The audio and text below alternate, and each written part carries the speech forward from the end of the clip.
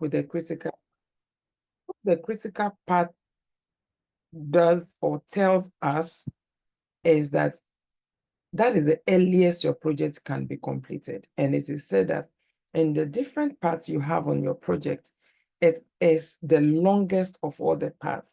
And until that longest part is completed, the project is not completed. So the critical part is the longest part in the network diagram, and it shows the earliest the project can be completed. And it will also help you to identify risk, dependencies, and floats. Okay, and then you'll be able to create your network diagram. With this network diagram, you can present it to your team, to your customer, to management, and they can tell that, okay, at the beginning of the project, these two activities or tasks can start at the same time. It will take this long. Okay, so for this task, we need this, we need an individual with this type of skills and all that, all right? And then the third thing when you are planning under predictive is that you plan your cost and budget.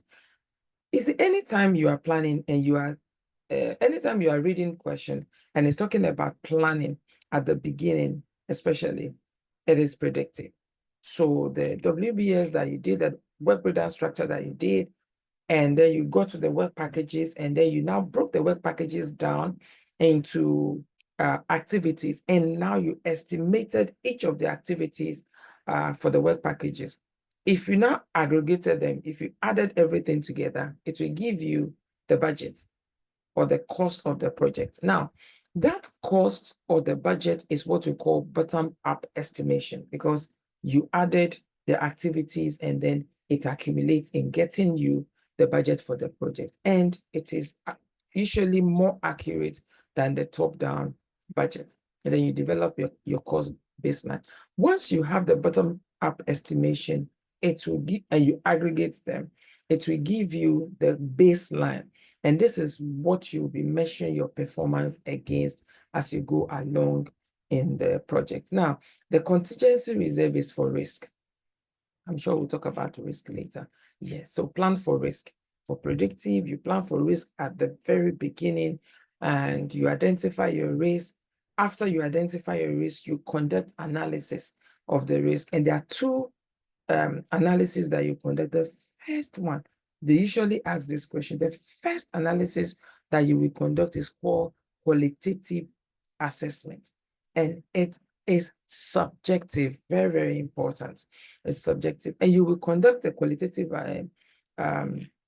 analysis on all the identified risks. And when you are conducting the qualitative analysis, what you are determining is what is the probability or the likelihood of the risk occurring, as well as the impact. So if you had 20 risks, you will conduct this qualitative for all the 20 risks. You'll be able to determine the probability or the likelihood of the risk occurring, and then the impact should it occur, all right? Usually, people don't go further to conduct the quantitative analysis, because you can tell that, okay, this risk, if it has, let's say, 70% upward probability of occurring, then it is something that you should pay attention to. And then the impact as well. Then you come up with your response, how you are going to respond to the risk should it become an issue. The quantitative from the word will give you values, the exact value if the risk should occur. Okay, so bear in mind, the first analysis is qualitative, and then the second is quantitative. Now, the second is you develop your risk response plans. The risk response plan, they are in two categories, for the positive risk and for the negative risk. So read about them. And then the third thing you do, or the fifth thing you do when you are planning under predictive, is you integrate all the plans. Okay. Yeah. Is to integrate the plan. And I tell my students this, what is the point of you having all plans? It's like you want to cook. You have tomatoes, you have vegetable oil, you have palm oil, you have onions, you have fish, you have everything, but you don't know how to put them together. And that is what integration does. Integration helps you to be able to put all the plans together. For predictive, you will need to be able to integrate all. And that once you integrate all the plans together, it will give you the project management plan. And I tell people, project management plan is like that plan. It's like let's say Bible, all right, where you have chapters. So in the project management plan, you would have how to handle scope, how to handle risk, how to handle budget, how to handle schedule, how to handle resource. If you have to buy something outside the organization, how to handle your vendors, what is the contract going to be like, how to handle the contract, and how to close the project. So the importance of you planning your project is to know how to execute your project, how to monitor your project, how to control your project, and how to close your project for predictive. Okay. And you also focus on change management because change would occur. Now, for predictive, how you handle change is that it has to go through what we call the change control board. You put the change control board in place before you start working. It's advisable that the change control board should be made up of people that can make decisions, like the project sponsor, that can approve that, okay, this change request, if it is accepted, we will spend X more money. We will need X number of weeks in addition to the timeline. Okay, go ahead. We will give you the time. Go ahead. We will give you the money. So it's important to put people that can make decision in the change control board. So that's what we mean by focus on change management with a clear change control process. Okay. So that's the summary for what you do when you plan under predictive, that is also known as waterfall. Now let's talk briefly about adaptive planning tips. So these are just tips. One, you prioritize value delivery. When it comes to adaptive, value delivery is what is on your mind. And the value delivery is defined by the customer. And the customer will pass his or her value delivery to the product owner, and the product owner will pass it to the development team. Now, the development team is where you have the Scrum Master, who has the development team working together. And the role of the Scrum Master is not the same as the project manager. The project manager directs, leads. The Scrum Master only removes impediments and ensures that the development team are constantly conscious of adaptive approach or methodology or mindset. Okay. And then the Scrum Master or the Scrum lead would also anchor or lead the ceremonies, as in the daily stand-up meeting, review meeting, retrospective, but he or she does not assign task to the team members, because the team members are self-organizing. They are self-organizing. So the priority for adaptive planning is on value delivery. It's on value delivery. And what do? Like I said, you work with the product owner to create and refine the product backlog. Now, what is product backlog? Product backlog is that list that represents the value the customer wants. So it is the product owner will populate this list, and in populating the list, after the list has been populated, would work with the customer to prioritize the list, because the development team cannot do everything. They would only be able to do so much. And so they will prioritize, and the prioritized product backlog will now be given to the development team. And the development team, based on the story points they can complete in their velocity, which is their iteration, maybe every week, every 2 weeks is their velocity, every 3 weeks is their velocity. It's advisable that the iteration should not be more than, it should be between 1 to 4 weeks. So an iteration could be 1 week, could be 2 weeks, could be 3 weeks, could be 4 weeks. So based on the story points they can work on. And this is dependent on the composition of the team, you know. Okay, so they will be referring to the product backlog. When they finish with an iteration, they present it to the product owner, who in turn presents it to the customer, and then the feedback from the customer would influence what will be placed in the product backlog, will be refined and given to the team again. They work on it and all that. So it's like a cycle until they are able to deliver.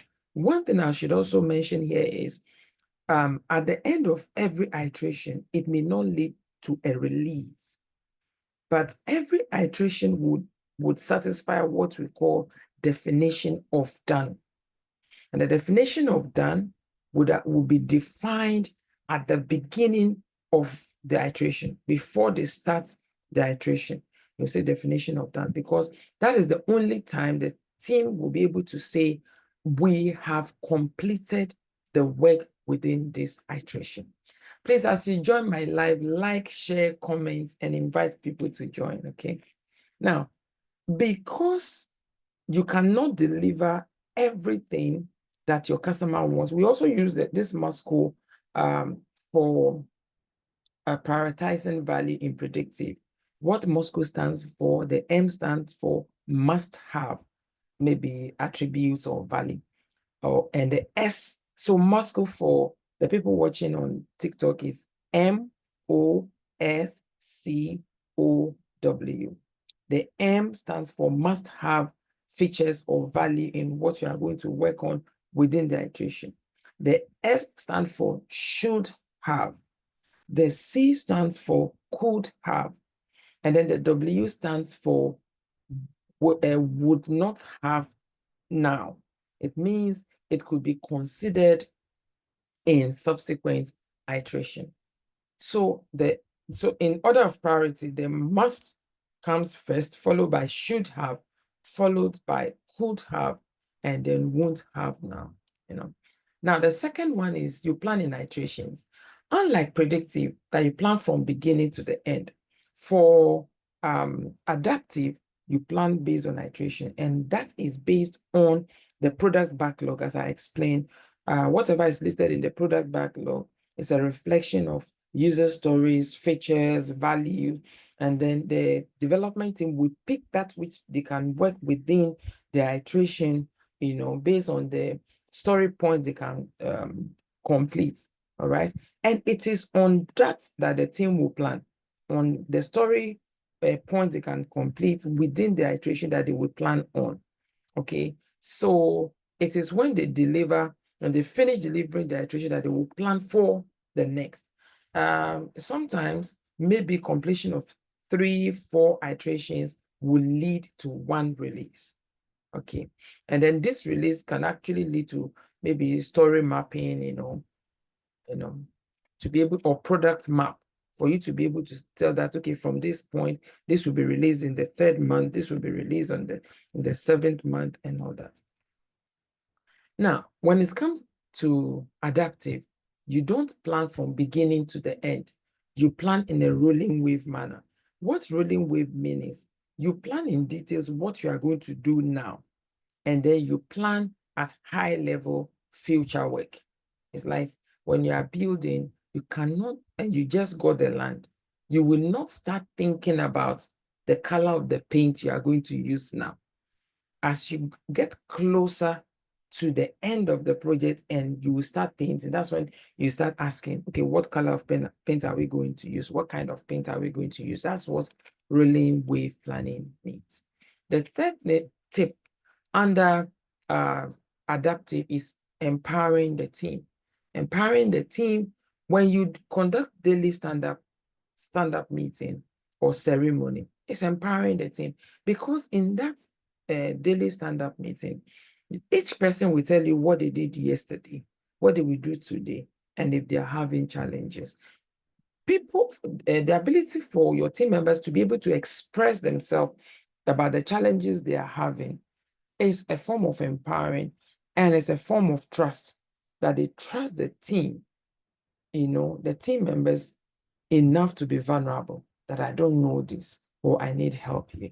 So daily stand-up meeting, in as much as it helps the team to be able to determine what they are doing or where they are going, is a form of empowering the team. The sprint planning or iteration planning, when you use iteration, you are talking broadly about about agile. When you use sprint, we are talking specifically about Scrum, and they are similar. Sprint planning is when you determine or you come up with the work to get the value that you have selected from the product backlog. So you need to plan. So that's sprint planning, because they are self-organizing. A will say, I'm going to do this. Out of this task, I will do this. B will say, I will do this. And now you will now come up with the work that would involve in what you have said you are going to do. Okay. And for those that are on TikTok, if you have any question, please feel free to drop it. I would answer to it later.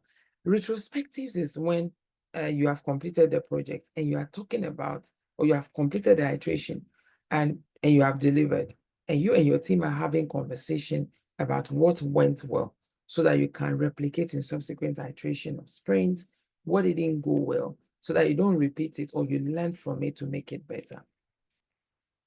Under tip empower the team, use rolling wave planning, just like we explained earlier. The fourth tip is foster continuous feedback. In fact, that is what adaptive is about: continuous feedback from your customer through your product owner, so that you can deliver what the customer wants exactly, and then you come with the definition of done. The definition of done would influence the acceptance criteria, because the definition of done is what we tell the team that we have completed the work of this iteration or the sprint. And if you define it well, the customer would accept it without any question. Tip 5 under adaptive planning is you encourage collaboration. You encourage collaboration. For adaptive, it is highly advisable to have co-located team members. What it means is you are within the same geographical location. You are in the same office. Okay. But if you cannot have teams co-locating, you have to have strong virtual collaboration tools where people are working from different locations, but there is that sense as if they are together. The second under encourage collaboration is that you maintain information radiators. You make information readily available. Everybody can see, as in your team members and your stakeholders, they can see exactly where you are at what point in the project. So this is not when you now keep information in your drawer or under your pillow. No, every information has to be visible to your team. The last approach is the hybrid, and we will talk about the tips as well. One, you tailor the approach. Because hybrid has both predictive and adaptive, you would have to know how to tailor which part will be adaptive and which part will be predictive. So you would assess project complexity and setting and stakeholder expectations to be able to do that, as well as you will combine predictive planning. The part that is known will be planned predictively, and the part that is uncertain and unknown will be planned adaptively. Bear in mind that predictive is plan driven and adaptive is change driven. You are flexible to be able to accommodate changes.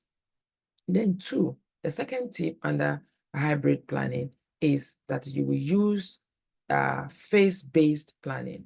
For the high risk or innovative part, you will use agile, adaptive, and then you will use traditional methods for the well-defined areas. The reason why predictive is plan basis, you know the end from the beginning. If you are constructing road, you know it's 1 kilometer dual carriage. If you are a caterer and you have been there is order for food, you know that the order is 20 packs or 100 packs. If you are a seamstress and they've placed order for maybe a car and there are 20, you know that you are delivering 20 robes or 20 dresses, so you can plan. And that is why it's plan-driven for predictive. The third tip is sync delivery schedules. Ensure agile iterations align with the overall project milestone so that you don't, in fact, we have what we call guardrails, like fence, that will guide the team to plan within the project milestone. And then you use integrated reporting tools to consolidate project progress, to be able to give updates to your customer and or the product owner. Align stakeholder engagement, know exactly what your stakeholders want, and you present information, schedule, updates as they want. You blend communication plans to address both predictive. Now you know that for hybrid is made up of both predictive and adaptive. And you know that adaptive, you are communicating constantly with your customer. For predictive, you communicate at certain milestone dates. So you need to know how to blend your communication. That's okay. This aspect that is predictive, I will communicate at a significant milestone date. But for the adaptive, I need to communicate frequently with the customer. So that's what we mean by blending. And the fifth tip is governance and control, where you would establish hybrid governance structure because of the different approaches that are involved in the hybrid, the predictive and adaptive. And you will regularly revisit the planning model to ensure alignment with project goals. So I have given tips on tips on planning for predictive, adaptive, and hybrid. Now let me give general PMP exam tips for planning domain. 1, understand project performance domains. Planning isn't just a phase, it is continuous. Even for the predictive, you have to be checking, let's say risk, for instance. You have to continue to check to ensure that new risk has not erupted. The probability and the impact metrics you did at the beginning of the project, if it's still relevant. Sometimes you would the initial qualitative assessment will say a risk has a probability of, let's say, 70% of occurring or 80% occurring. And then as you go through the project, you realize that, oh, it's not up to 70%, or it's not up to 80%, or some, you say, oh, it has a 20% likelihood of occurring. Then you realize that, boom, it actually has 80% probability or likelihood of occurring. So you need to update. So in your project, don't put full stop at the end of planning that, oh, I'm done. You have to continuously check, be it predictive, hybrid, adaptive. You need to continuously check the planning. Then 2, know how to tailor planning based on the project context.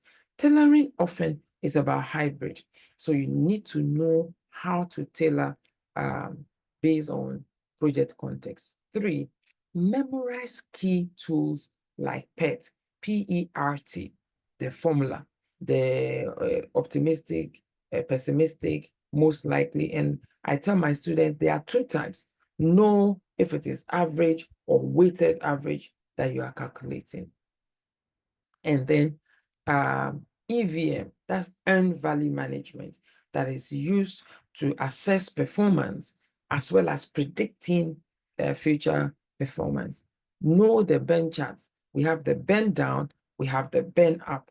The bend down shows the amount of work or iterations that is left, while the bend up shows the amount of work or iterations that have been completed, right? Then the Kanban is where you use information radiators to show people what you have done. Backlogs, you have the product backlogs, you have iteration backlog. The product backlog shows the value your customer wants from the project or from the iteration, while iteration or sprint backlog talks about the work to get the selected user stories or features completed. And then 4th tip for those that want to write the PMP exam is practice scenario-based questions, like the simulator, what we're about to do. Practice questions. If you just know that burn up is this, burn down is this, EVM is this, without you practicing it in question, you will even see it and you go like, hey, I've never heard of this before. So you need to practice it. What would you do next? So you need to wear the cap of a project manager, even if your title is not project manager, but you are working within a project team. In writing PMP exam, you have to think as a project manager. And one thing you should also be mindful of is that the questions are not asking you about what you do in your organization. The questions are asking you what you would do as a project manager that is ethical, that has values, and understands standardized project management principles. So don't use your organization as yardstick that this is what we do in my organization, and that is what I am doing. And that is how I'm going to respond to the question.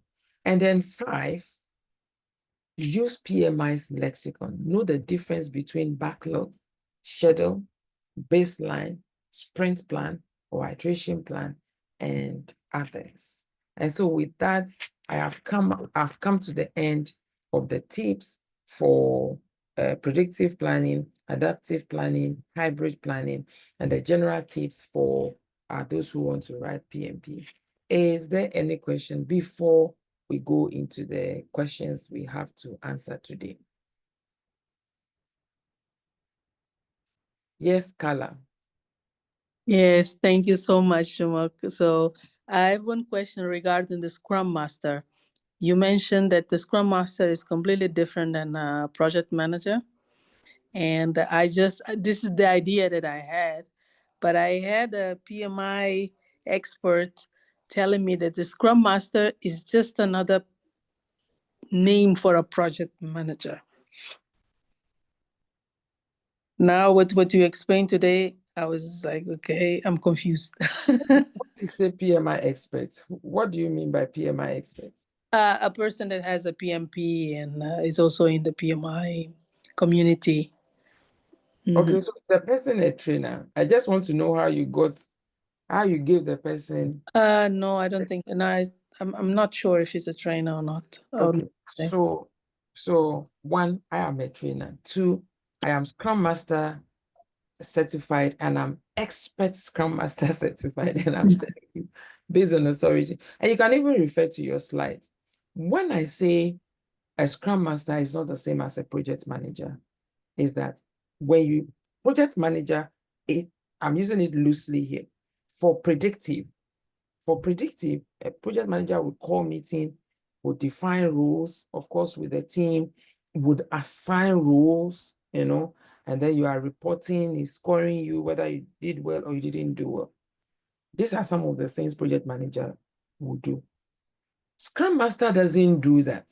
Scrum Master is not assigning role to anybody.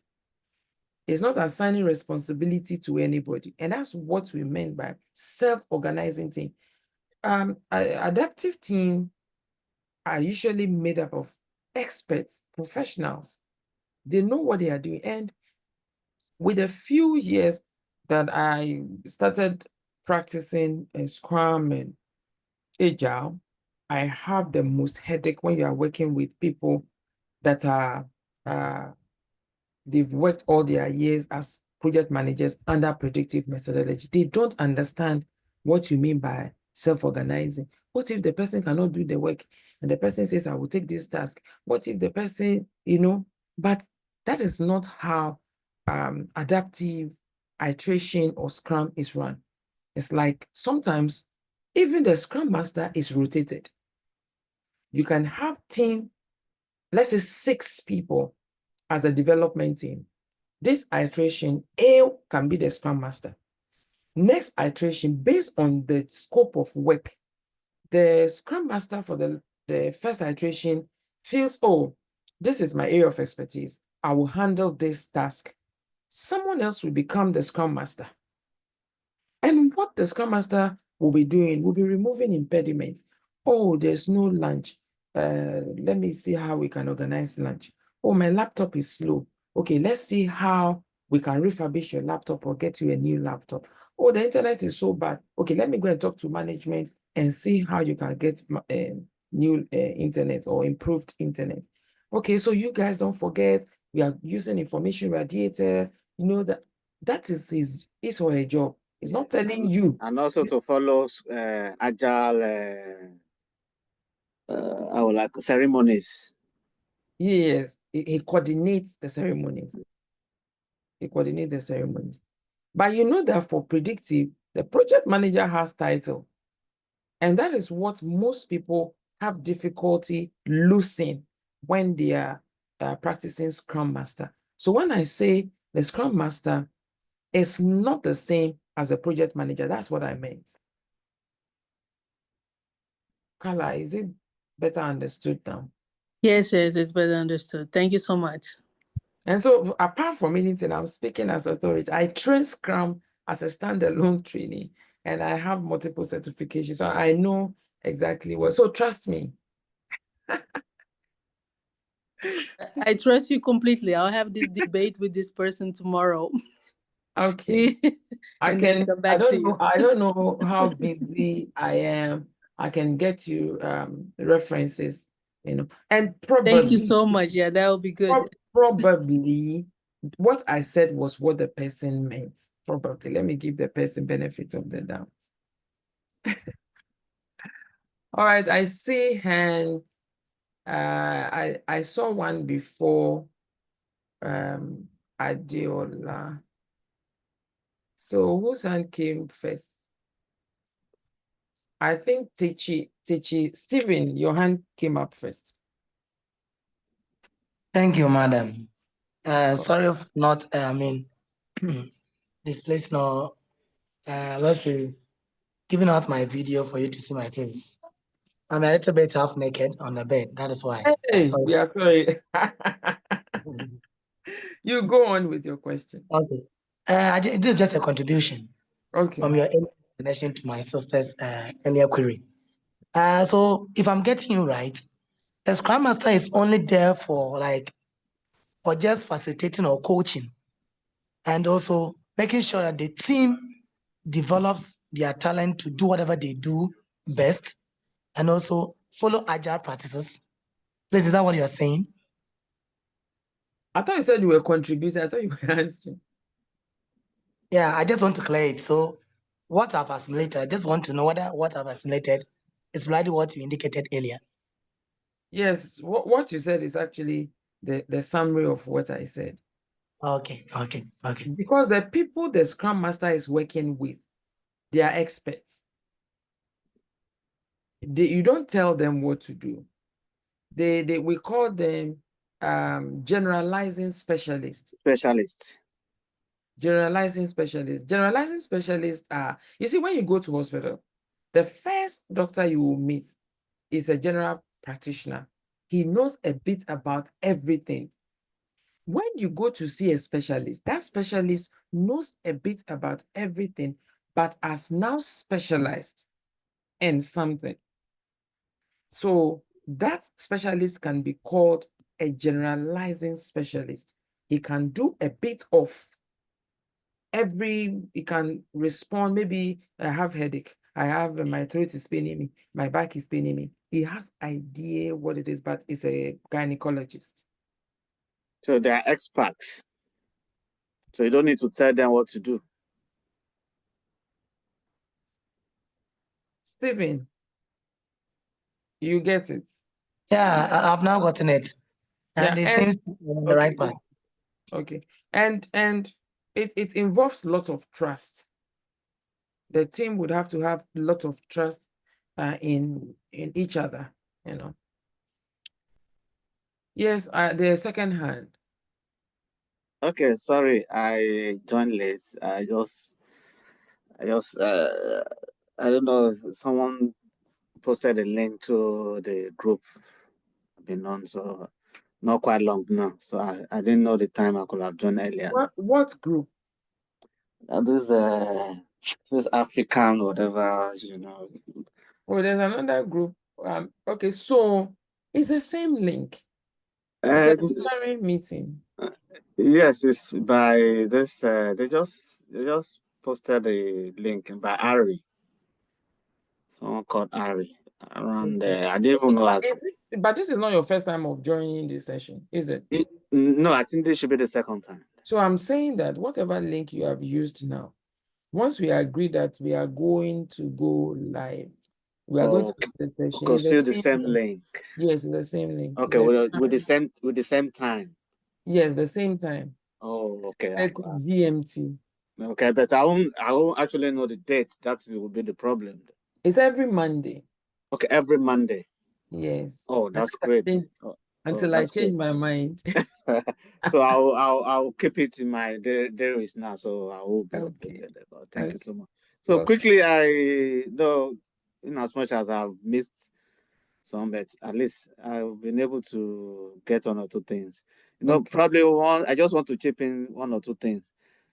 In order not to confuse people, people used to say, okay, a project manager and a scrum master, they are the same. But in the actual facts, they are not. But when it comes to responsibilities, they are quite different. But once you can say that to a person that doesn't really know much about project management, you can say, oh, project manager is used for predictive, while Scrum Master is used for adaptive methodologies. You understand? So, but they can be used interchangeably. Are you getting my point? Please don't use it interchangeably. Don't confuse. It's better to learn the right thing from the word go. They are not the same. Project manager, Scrum Master, they are not the same. They are different. If you are explaining it to somebody in kindergarten, because the Scrum Master, in some setup, they rotate it. So if you have six iterations, all the 6 people might be Scrum Master for the iterations, for the 6 iterations. For the if release. they're practicing that, yes. So it's not the same, please. Let's just move on. Okay, thank you. Welcome. Okay. Stephen, is this another hand or the previous hand? Please, this is a new hand. Okay. So sorry for the bothering. Let's go for a question. Okay, just 1 minute. I didn't join earlier. I just saw it on the PMI WhatsApp group and then I joined. I've tried Ghana. Yeah, Ghana. The one that posted it, I've been posting it since. How come you are just seeing it? Yeah. Ask your question. Okay. For me, I've tried a PMP for once. That's last year, and I couldn't make it. I couldn't make the pass mark. So sorry about that. It was only the process that got me failed. So I just want to know. Process is not only you. This one is very funny. Process is 50% of the exam. And it failed me. I was surprised. What do you mean by you were surprised? You didn't know before you went for the exam? knows.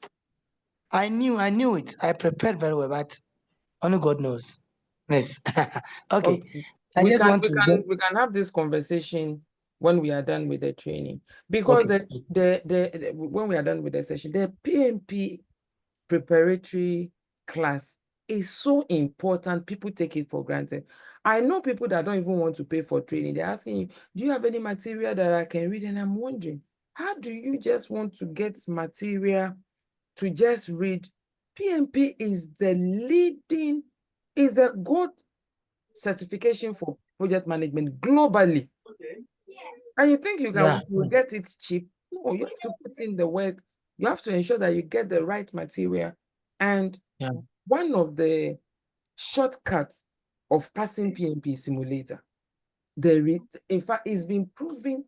I failed PMP at my first sitting because I said I was to pay for, and I'm an engineer. Then you are with me. Then you are with me. Because I said there is some feedback. If you are not talking, please can you mute your mic for now? Adam.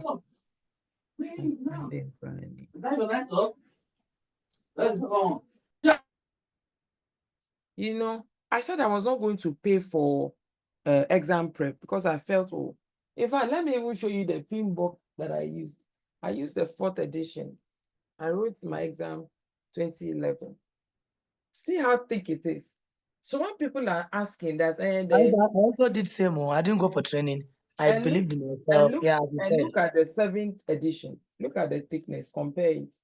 So how can the exam be based on this? When it was this thick, the exam was based on the pin book.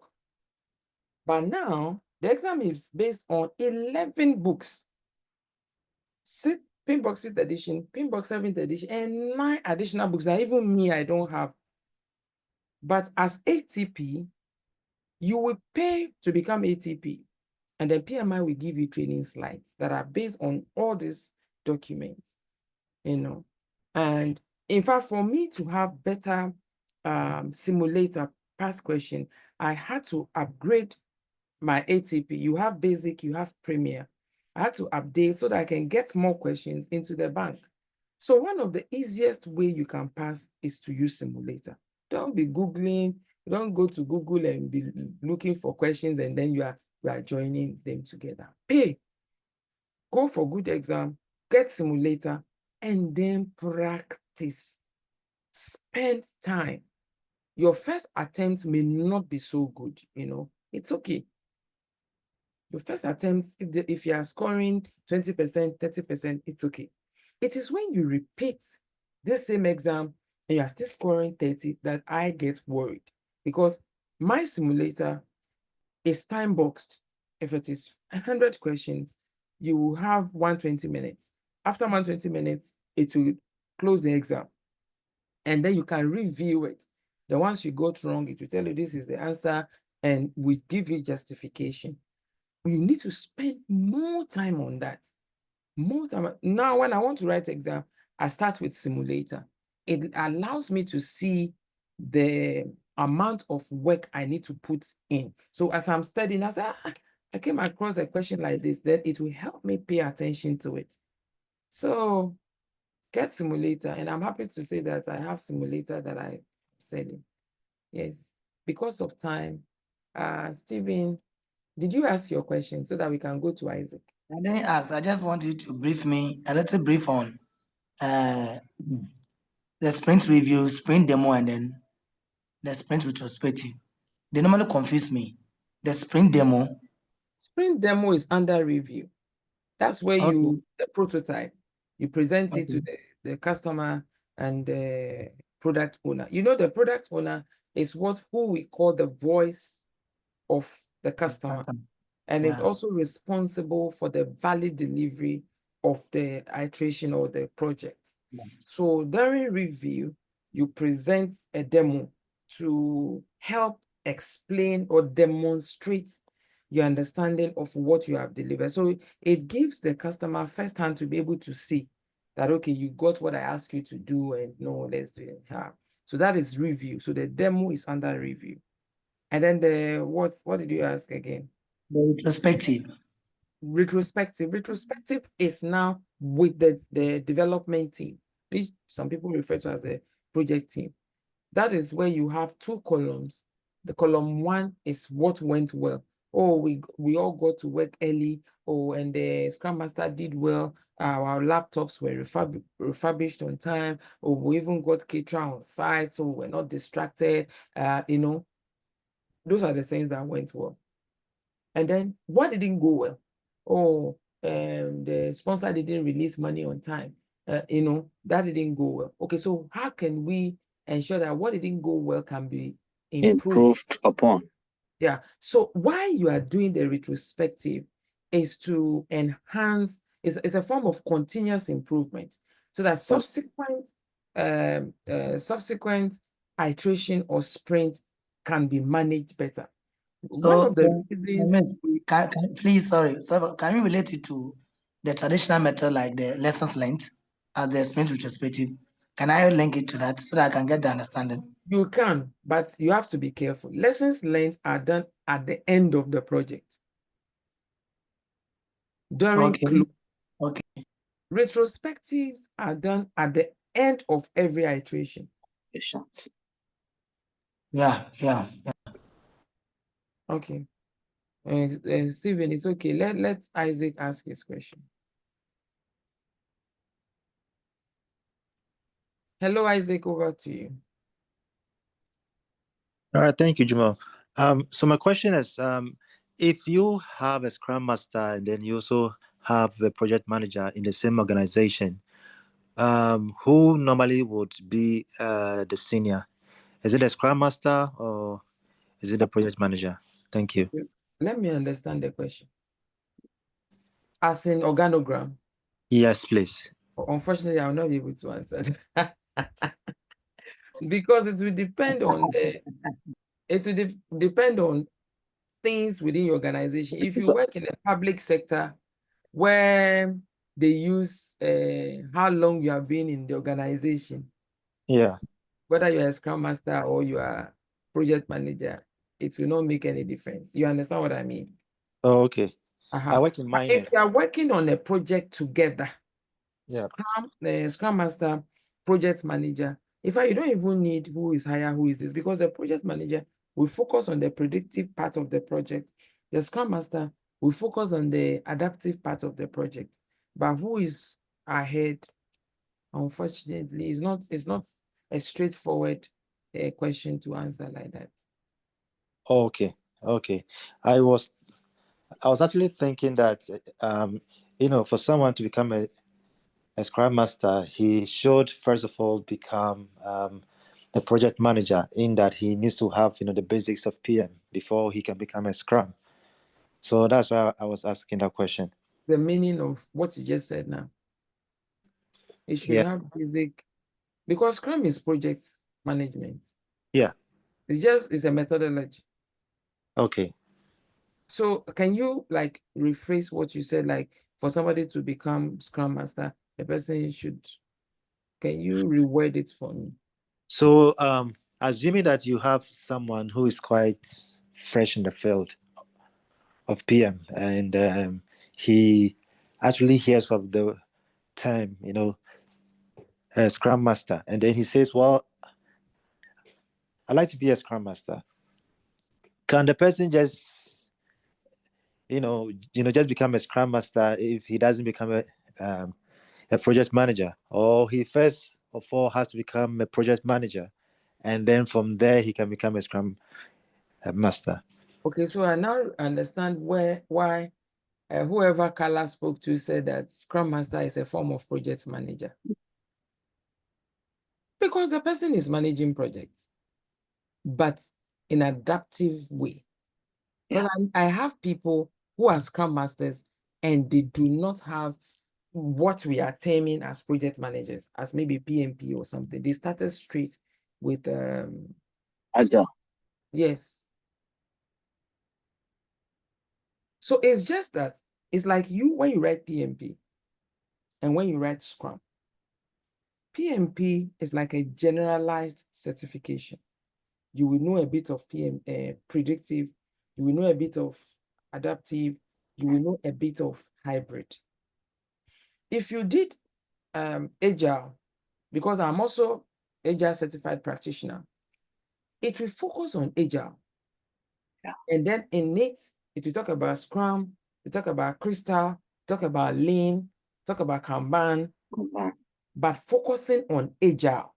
Sprint programming. Yes, that's what it will focus on. So that means you are a specialist. Yes. Now, if you did Scrum, which is now a component of the Agile or adaptive methodology, that aspect will also focus only on Scrum, may not know so much about the other kinds under adaptive. So if the person is managing Scrum related projects, the person will be doing well. It is only when you bring such a person to go and manage a predictive project that he will just leave people to do what they want, because that's what he's been doing with Scrum. Leaving people to do what they want, I use that loosely because they know what they are doing. Isaac, does it make sense? Yes, please. But if you have Thank you any very much. question, most welcome. If I have not answered the question as well, we can pick this offline, because after all, we are both members of PMI Ghana, so that we can. Yeah, I'll surely catch you offline so that we talk more. All right, thank you very much. Welcome. So now we are going to, let me check if anybody has typed anything. Okay, nothing. So now we are warming up for the first question. Are we ready? Adams, is this a new hand? I am. Yes. I just want to make some clarification between backlog refinement and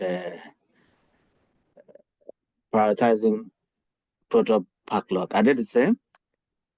Please, the question again. When you talk about product backlog refinement, and when you are prioritizing product backlog, are they the same? Just that the English are different? So when you refine your product backlog, you are Prioritizing. you are prioritizing, because now you have lists. I want this. It's like your child say, I want this, I want that. Then you ask the child, you tell the child, I can't buy everything. So which out of this list do you really want me to buy? Then the child says, okay, I want sneakers. The same with the customer. They will come up with the list of what they want, and then you would work with them to prioritize, because the team cannot work on everything at a go. Yes.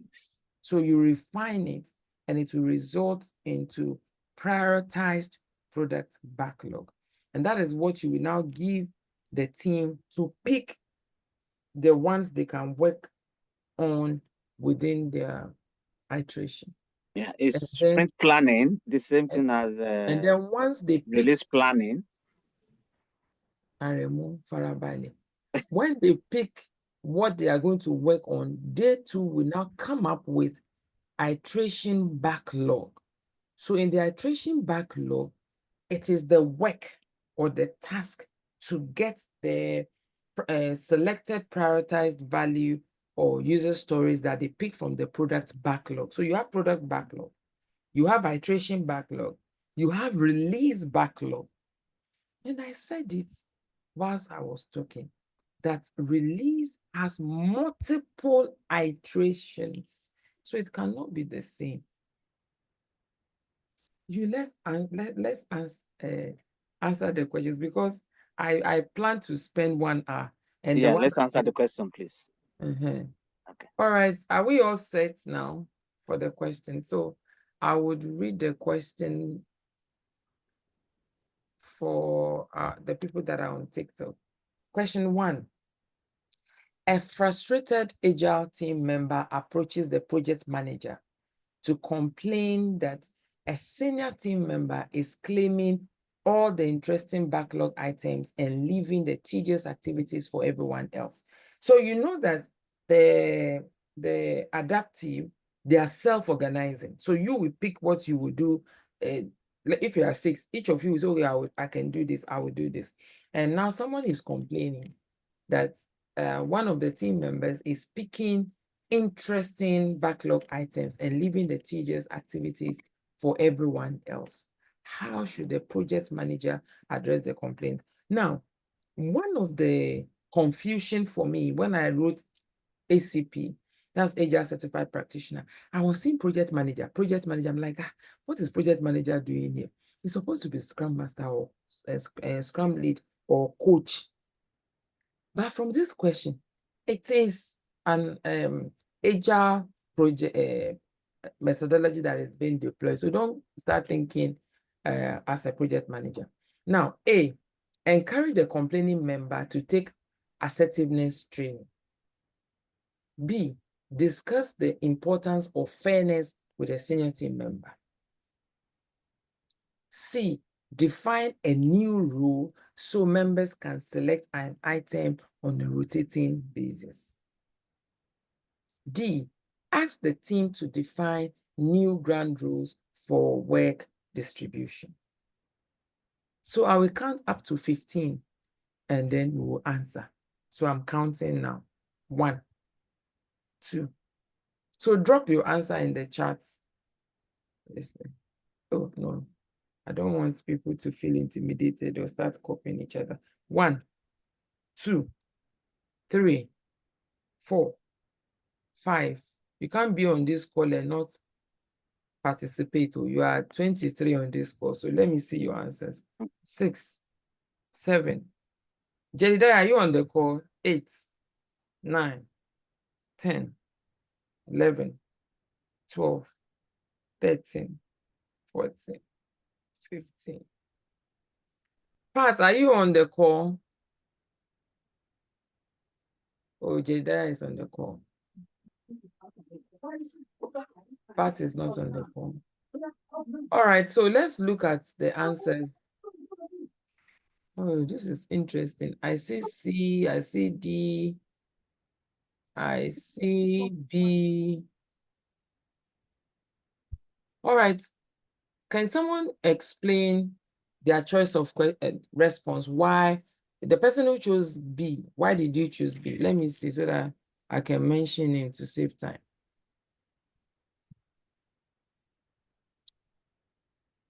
Samuel Parry. Yeah, hello, Juma. Hi. Actually, I chose B because maybe as an agile manager, Please there speak should up be a so kind that of those on my hello. TikTok can hear you. Yes, go on. Yeah, hello. So I'm Go on. saying that I chose B because as maybe the project manager who is practicing agile, at least if there's an issue, you need to discuss it to find out what is causing or what is causing the confusion, and then try and then resolve it or try and help the team to resolve it. Maybe that's why I choose the B. Since Okay. it says discuss the importance of the fairness with the team member. Thank you. All right. Thank you too. Let me pick one of the people who chose C. Hey, so who is Zoom user now? Zoom user. Abena Befi. YC. Hello, Jumoke. Okay, Hi. so if I understood the discussions correctly, I chose C so that it will allow the team members to also cross-learn and also work on a rotational basis. As you mentioned, for this agile team, they are self-organized. So if there is a new rule defined, then it allows team members to work on rotating basis, and it doesn't bring about the situation where somebody will be frustrated. Okay. Thanks, Abena. Now, who chose D? Okay. All right. Yaira, you chose D. Why D? I chose D because it's C and D are very similar. That new ground rule has to be defined, but how to define a new ground rule as a project manager for Agile, we will not specify how they have to do it. But then it is the ground rule is about work distribution. The team will decide on the best approach, whether they will do a rotating basis or they will do based on their strengths and weaknesses. So I think D is more of a team deciding than the project manager guiding them to decide. So that's why I chose D. All right. Thank you very much. Now let's check what the answer is. So let's clap for those who chose D.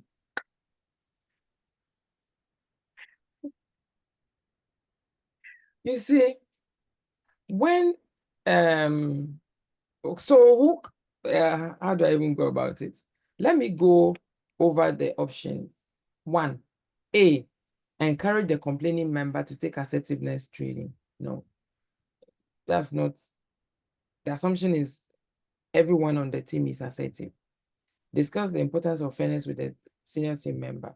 You know, even for predictive, PMI rule says that when people are having issues, they should discuss it directly with the people they are having issues with. So you cannot step in. You only step in when the two people having issues are unable to resolve it. I think PMI is being smart to avoid gossip. So you encouraging the complaining member to take assertiveness, assertive is like you are invalidating the person's challenge, you know. Then B, you going to talk with the senior team member means you believe what the complaining team member is saying, as if you have taken side. C, define a new rule. I said for adaptive, you don't take such decisions. It has to be a collective thing. So you cannot define rule and I'll tell them, oh yeah, I've defined rule, do it. It doesn't happen in adaptive methodology. So when you ask the team to come together, they themselves should define new ground rules because everybody will now work together to be able to say, okay, this is how we go when it comes to work distribution. So in this question, the appropriate answer is D. Vous comprenez?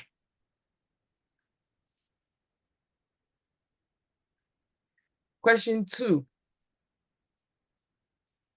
So someone answered on TikTok and the person also chose C. So C is wrong. So I'm coming to read another question. So please pay attention. The company has hired a new architectural excellence board with a mission to promote new programming paradigms. The Agile team continues to work on new and existing software products. How should the project manager deal with this new development? So this question is also on adaptive team. Option A, inform the Agile team that resulting changes will be postponed as long as possible. B, be patient and wait until the board gives the team explicit instructions, then decide. C, speak with the product owner to add this change to the backlog. D, negotiate a quiet period with the board to prevent disruption to the team's work. So you have 15 counts to answer. So let me start counting. 1, 2, 3, 4, 5, 6, 7, 8, 9, 10, 11. Okay. The question again. The company has hired a new architectural excellence board with a mission to promote new programming paradigms. The Agile team continues to work on new and existing software products. How should the project manager deal with this new development? So they were working and then they brought a new architectural excellence board to promote a new programming paradigm. So they are working on new and existing software. So now you are being asked, if you are the one leading the team, how will you deal with this new development of new and existing products? So A, inform the Agile team that resulting changes will be postponed as long as possible. B, be patient and wait until the board gives the team explicit instructions, then decide. C, speak with the product owner to add this change to the backlog. And then D, negotiate a quiet period with the board to prevent disruption to the team's work. Okay, so my people on Zoom, they are ready.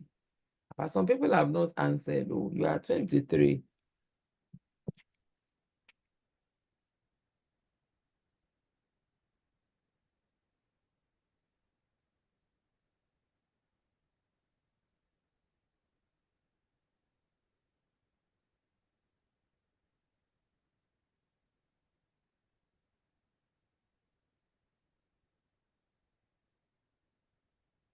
Jedediah, I'm waiting for your answer before we move on.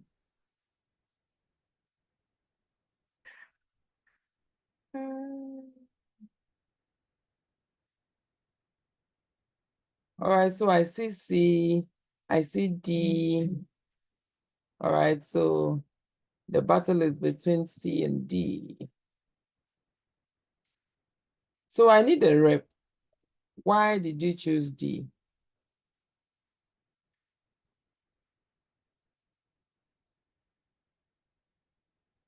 Who wants to build the C caucus out? Why C? I have, okay, Adams. Yes, because it is an agile methodology being used. So if there's a new features to be added to product backlog, or for any software development or any development. So those they should be added to the product backlog and prioritized for the next iteration. Okay. All right. Some people chose D. I know Jedediah chose D. Jedediah, Dan.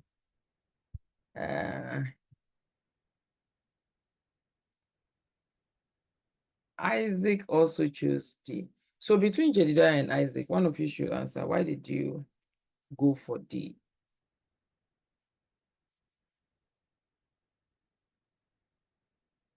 Why did you go for D? Okay, Jedediah. Adams, you didn't choose D, did you? Yes, so I just want to add, since the product owner is responsible for prioritizing product backlog, so we have to speak with the product owner to add to that product, to the product backlog, and prioritize it. Okay. Yeah, thank you. All right. Jedediah, can you hear me? Yes, I can. My internet is just worrying me. All right, sorry. Let me ask someone else to assist with telling us why they chose D. Dan, there is a Dan here. Dan, can you hear me so that you respond? Otherwise, we go straight to. Okay. Isaac. All right. So the answer is C. The answer is you cannot. Okay, so A, inform the agile team that resulting changes will be postponed. You don't have. You see, the agile team is working on product backlog, and they have selected what they are going to work on. And probably they were working when this thing came. So it has to go into the product backlog. And then the customer and the product owner and the presence sometimes of the development team would prioritize the product backlog. Why sometimes it makes sense for the development team to be with the customer and the product owner when they are prioritizing the items in the product backlog is you tend to understand the rationale behind the prioritization of what is in the product backlog. So yeah, so they cannot just pick anything because the project manager or the scrum master said it. It has to come from the product backlog, and that is why whatever, be patient and wait until the board gives. No, you don't have business with the board. You have business with the product backlog and the product owner. You cannot negotiate a quiet period. This one, I've never heard it before. Are they doing quiet time? So C is the most sensible option. And sometimes when you read the question, you may not understand what the question is about. One of the ways you can guess and pick the answer is by looking at the options and picking the one that makes sense out of it. Because you may not know every of the question. You are going to write 180, you're going to answer to 180 questions. You may not know everything, So, and you will not be penalized for getting any answer wrong. It's better you pick one that at least is sensible. So tell the product owner to please put it on what you have delivered. If there are features or things that they want done in the next iteration, it will be added into the product backlog, and then it will be reprioritized. Then you can pick what you should work on. So the answer is C. Let's go quickly to the third question. The third question: a project manager develops a project management plan and schedule based on an agreed upon project life cycle of 16 months. Later, due to changing business requirements, the project sponsor requests completion within 9 months. What should the project manager respond? Sorry, how should the project manager respond to this proposed change? Let me read the question again for those that are on TikTok. A project manager develops a project management plan and schedule based on an agreed upon project life cycle of 16 months. This is clearly a predictive project. Sorry, I shouldn't have said that.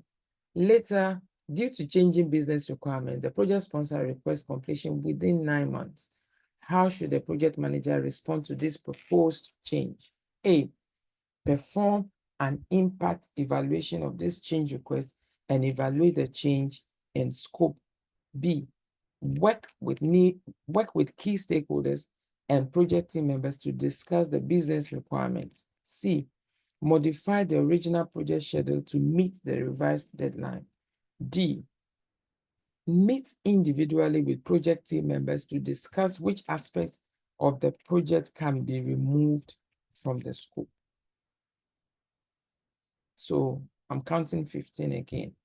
1, 2, 3, 4, 5, 6, 7, 8, 9, 10, 11, 12, 13, 14, 15, 15.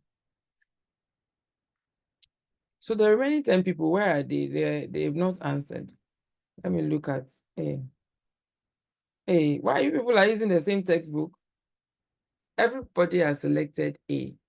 Who wants to explain to me why they selected A?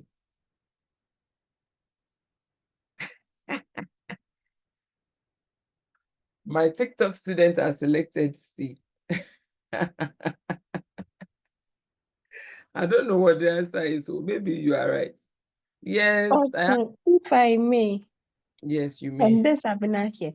So for the reason why I chose A is that there's an original plan and there's an information that the plan has to be cut short by 7 months to make it 9 months. So now we have started the project. So we have to do an evaluation of the impact of the change on the activities we are doing so far. So we need to look at where we stand now, and also if we truncate the project, what the implications will be in terms of impact. And then we can evaluate that in the change in the scope. But they didn't ask you to truncate the project. They are No, just it changing says later, due to changing business requirements, the project sponsor requests completion within 9 months. You are not So truncating, at you are first, completing it earlier. yeah, so it means it's being truncated. So instead of, that's how I am understanding it. So instead of 16 months, now it's being cut short to 9 months, which means it's been truncated. Okay. Okay. Is that they have shortened That's on the duration duration. of the project. And they have Okay. also changed the business requirements.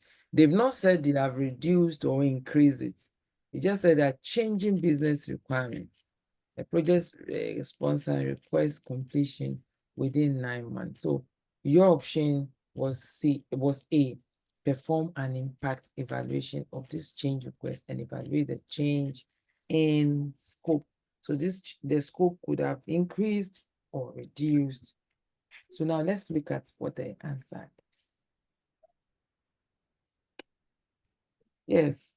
I said the reason why you when there is change request for the change control process is that you need to analyze the impact of the change request as it affects time, as it affects budget, as it affects resource, raise, quality, and then it is based on that that this decision will be made.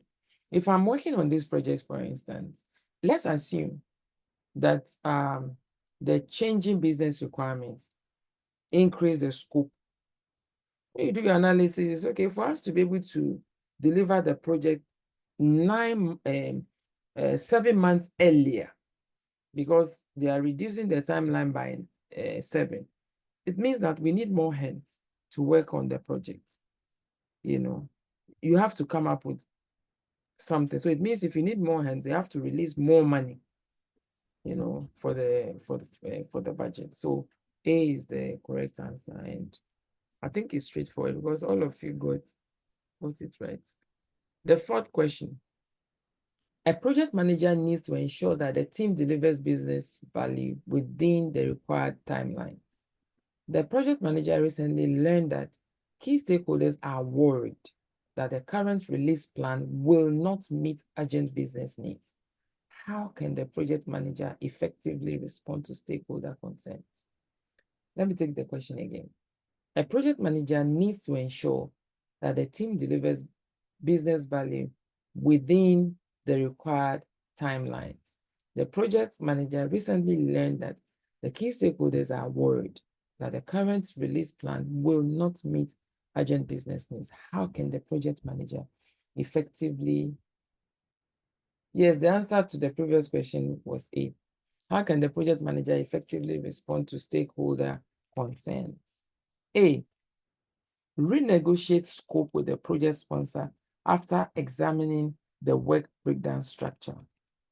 B, consult with the stakeholders and team members to identify the minimum viable product needed for launch. C, determine the schedule performance index, SPI, then escalate the schedule risk to the project sponsor. D, monitor progress using a bend-down chart after modifying the schedule baseline to meet stakeholder requirements. So the answer, I'll count 15 again. 1, 2, 3, 4, 5, 6, 7, 8, 9, 10, 11, 12, 13, 14, 15. Okay.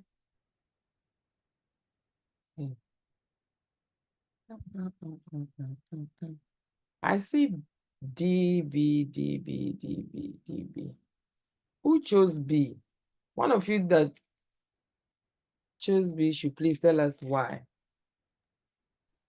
Miss. Okay, thank you. Miss Okay. Techi. Okay. Boss, continue. Boss, continue. You're on the floor. You do it. Do it. On our behalf. Okay, thank you, Mr. Techi, for the opportunity. So I chose B because if stakeholders are concerned about the business value, what you need to consult is to do a minimum viable product, and then with that you can release it into the market faster, and then seek concerns from end users, and by that you'll be able to determine the business value with the MVP, which is a prototype of the final product you want to develop. So for me, B should be the possible right answer. Thank you. All right. Thank you. Then those who chose D, someone should represent the team in. Can I add to B again? No, don't add now. Okay. Later because of time. Okay.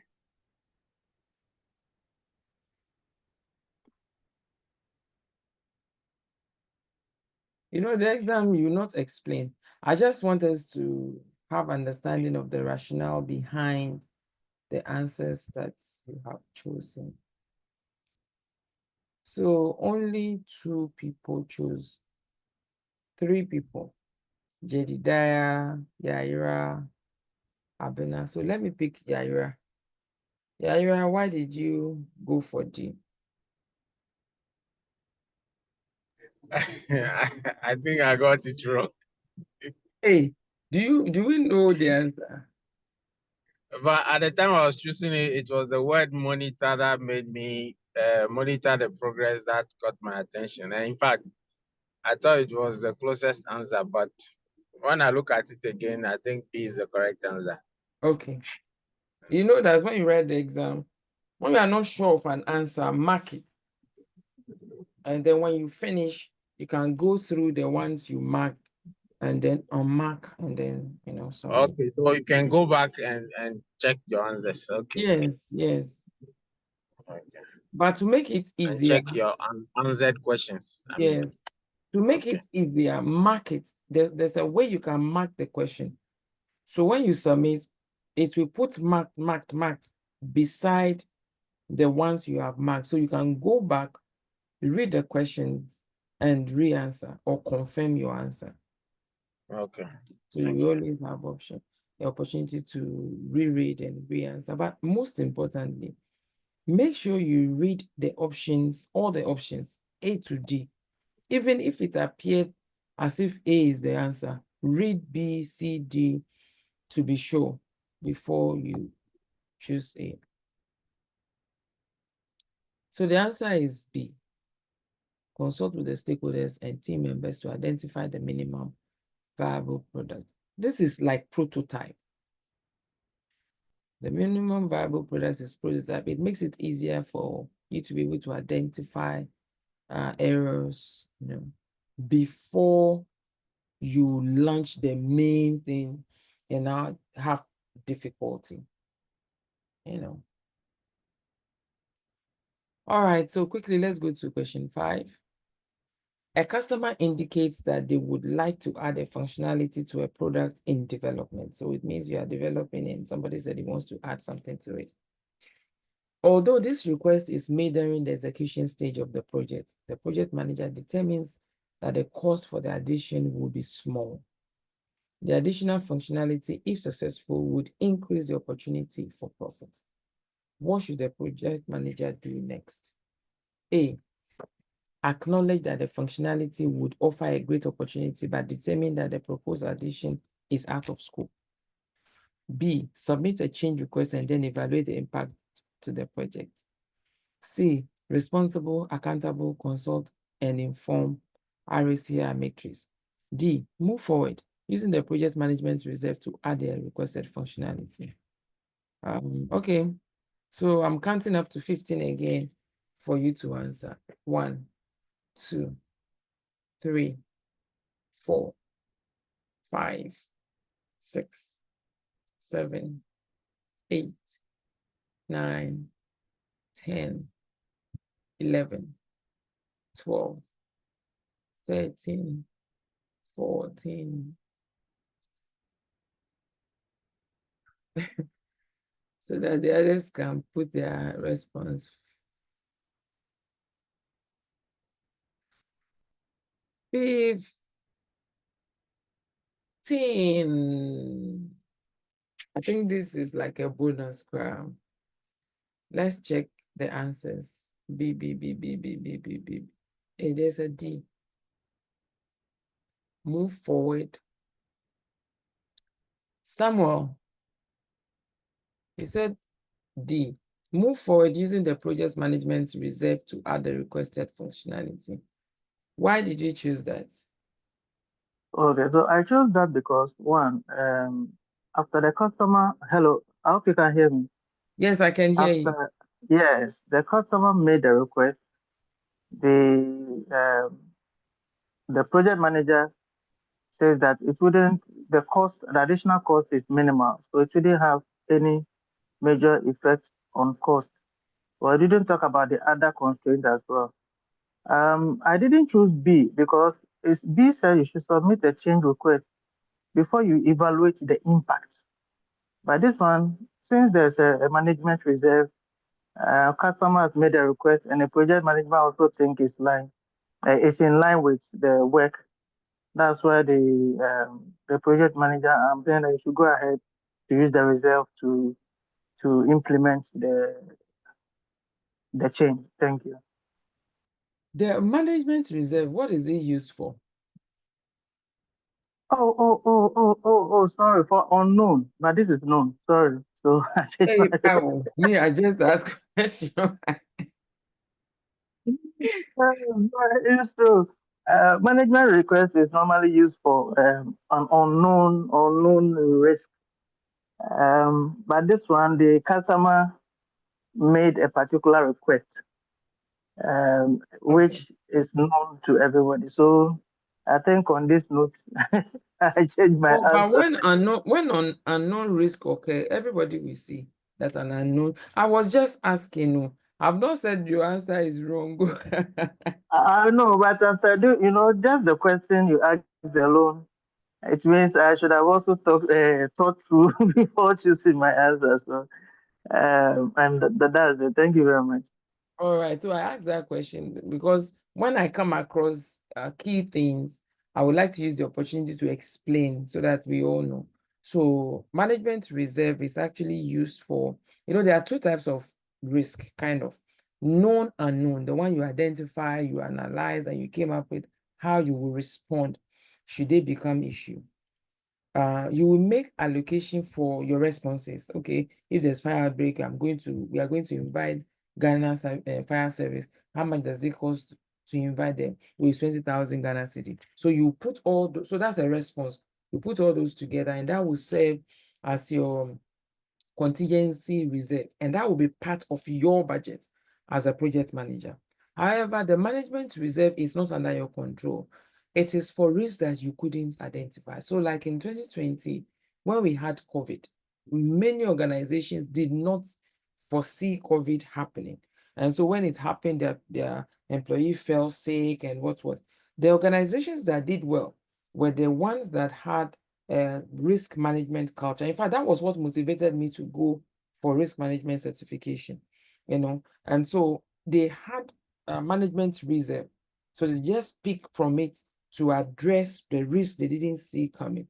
But organizations that didn't have risk management culture, they now started running around, hey, this person is sick, and so before you can now come up with how to resolve the problem, you have wasted time. You may not now have enough time to even analyze and come up with the impacts and all that. So the management reserve is predominantly for unknown risk that occurs.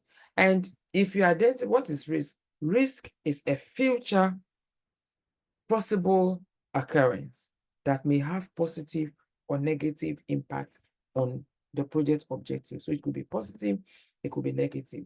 So risk management is actually you trying to reduce the impact of the negative impact on the project objectives and increasing the positive impact from the positive or positive risk or opportunity so that you can get more benefit. That's what you are doing. You are trying to balance it.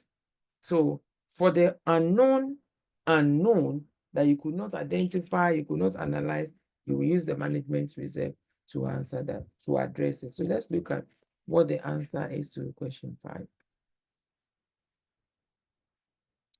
So I think majority chose B. It's a bonus question. So in fact, And again, sorry, madam, this is a small one.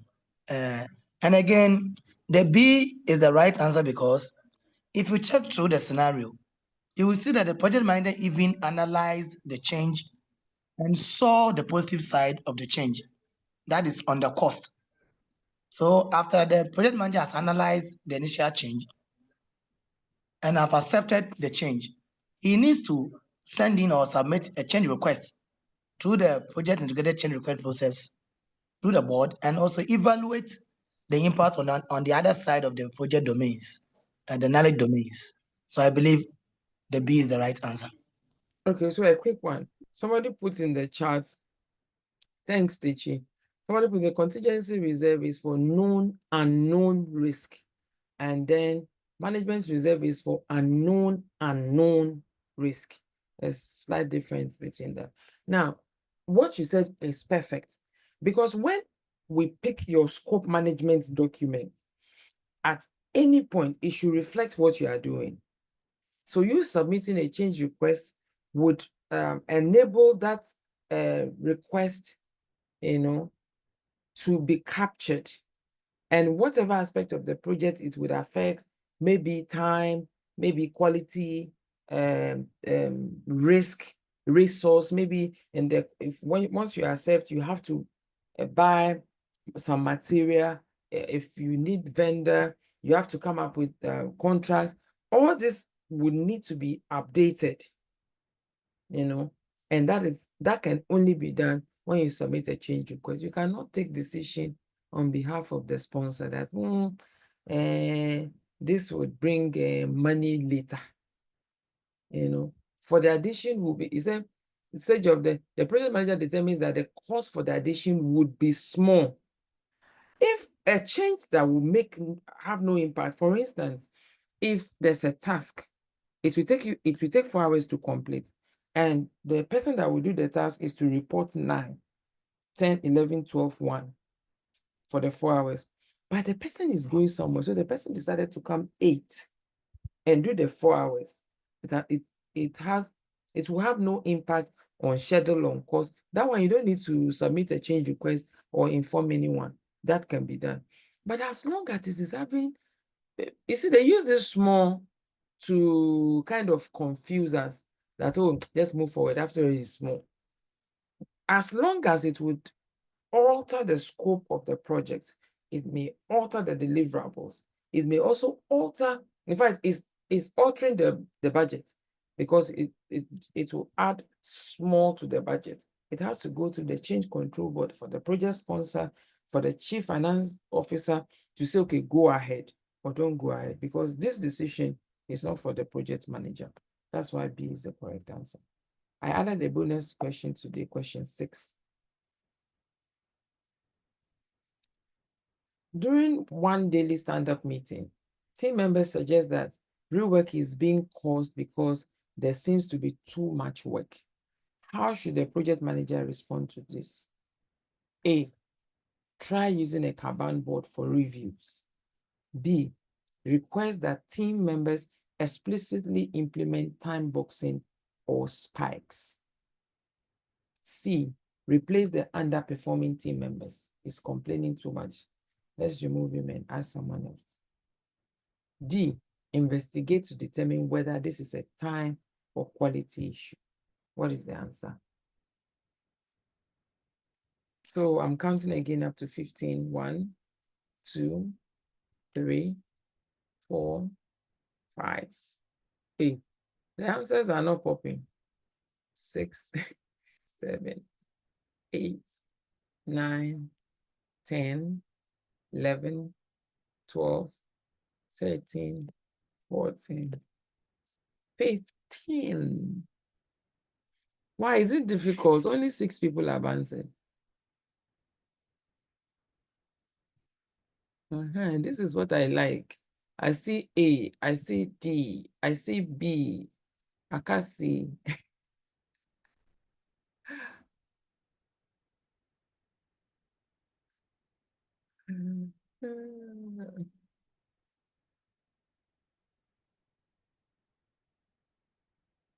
Okay, so I want the confident ones to tell me why they chose the answer they did.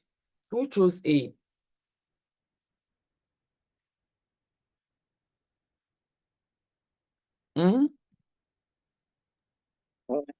Choose A. Okay. I could have choose Don't tell me other. what you could have. The one No. you took. If I have seen that the product owner did not, maybe there is an issue with prioritization, product prioritization, I will have choose that one. But when I now saw that, okay, that one is not there, so I can see that on Kanban board is for visualization, so you cannot visualize why there is a rework from Mr. to do to work in Mr. progress. Ogbeni, what did you choose? I choose A. I've told So you. why did you choose A? That's what I'm saying.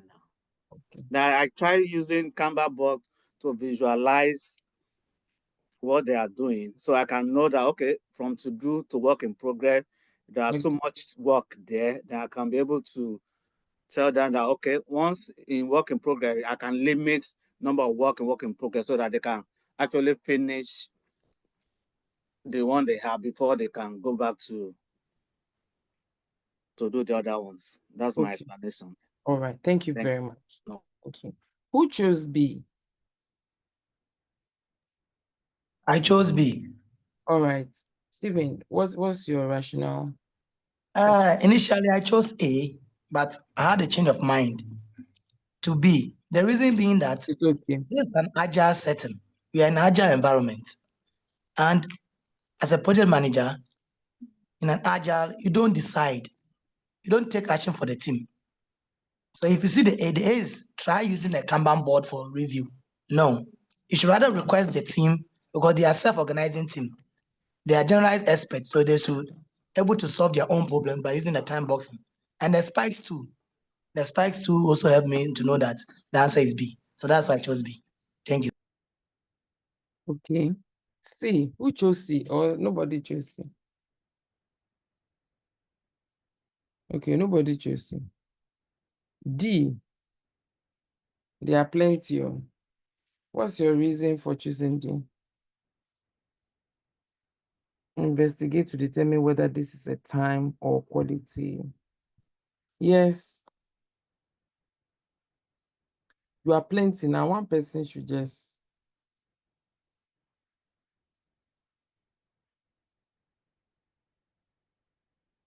Okay, let me call someone. I see Dan, Vincent, Renee, Samuel, Zoom user.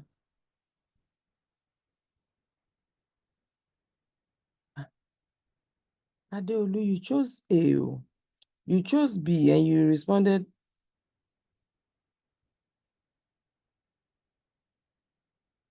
Anyways, D. Who wants to talk for D? Vincent. Okay. Thank you, ma. Hello, can you hear me? Yes, I can hear you. Okay. I chose D because when it comes to a complaint, a team member came up with a complaint that rework is being done because of too much work. First things first, the Scrum Master or the project manager should investigate to know what the problem is, to know what really went wrong before deciding. So I felt okay, he has to investigate, get to know. The time and quality thing is just, I think, is just a tricky thing. But as for the investigate, that is what really drew me to that option. Thank you. All right. Thank you so much. Investigate to determine whether this is a time or quality issue is the right answer. It is not even one team member who said, team members suggest that rework is being caused. So it means they're having rework. So you want to know, we say that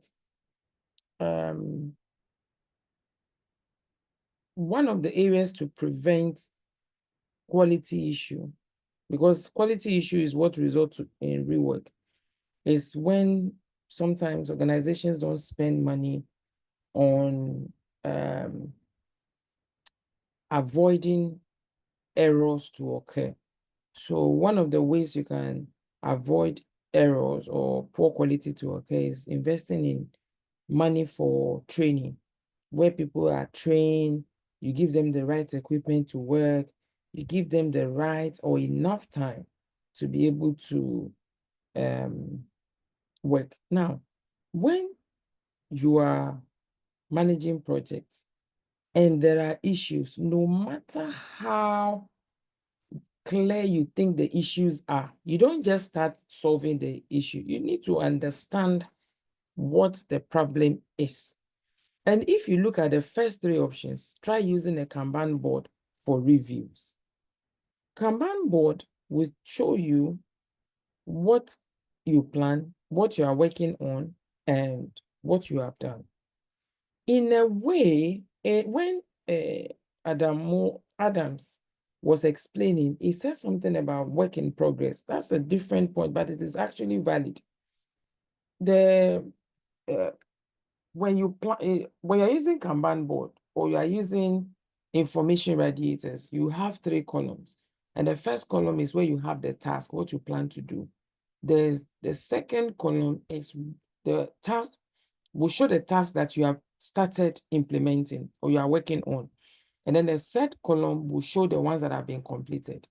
When you have tasks listed, there is no problem. There won't be cost overrun, time overrun, because nobody is working on anything. It is when you park a car, unless in a rare occasion, if the engine is not on, before it catches fire, it is when the car is in motion that the car can hit someone, or somebody can hit the car, or there could be overheating. And that is what happens when you have work in progress. It is when there is work in progress that you can have issues. But the issues have already occurred. So it's not about the work in progress. So the issues that occur, that is why you are reworking, because you had a result and say, oh no, we can't give our customer this. There are errors. So you need to investigate. Is it that the time you are allocated for the task is not enough, or you did not define quality carefully, or the materials you are using before you can say, okay, you are replacing the underperformed? If you check and the quality, the standard, the people have been trained, or a particular person is lazy or is slow, you can replace the person. You understand? Request that team members explicitly implement time boxing. How would you determine they are not implementing time boxing when you have not investigated? So the investigation is key. This cut across whether it's predictive, adaptive, or hybrid. Before you start solving problem, you must understand what the problem is. So often we answer with, you know what the problem is, so you go to the next. PMI wants you to start from the beginning. You need to investigate, and when you have the outcome of the investigation, then you will now take the next step. So that's the last question we have today. If you're on LinkedIn, you can connect with me. My name on LinkedIn is Jumoke Lafenwa, and I'm on TikTok as I've changed my ID, but you can search me Jumoke Lafenwa. I think I'm coach, project leader, or something now. And then on X, I'm Jimmy B2, and I have a WhatsApp channel that I share updates.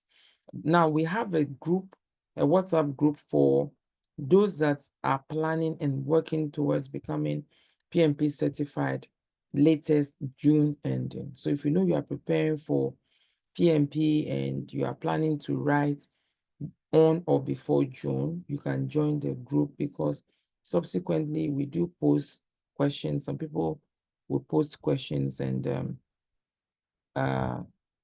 we answer questions in the course of the week before we meet again on Monday. So do you have, how do I get, can somebody please share the link? I would have to, okay, I will exit and share the link. Yes, do you have any question so that we can? Yeah, last one on spikes. Last one on spikes. You have question on spike? Hello? Yes, please. Yes, please. A brief one from us. A brief one. I'll say brief one. Spike is actually you conducting some research within iteration to understand a problem. Okay. So basically the B, okay, I've understood. You must first of all know the causal root factor. of the cause, okay, of the problem before you go in for the team to do something like that, as you said. Okay. Yeah. So you can't start solving problem without you knowing the cause of the problem. That's just what we are trying to say. Yes, any other question?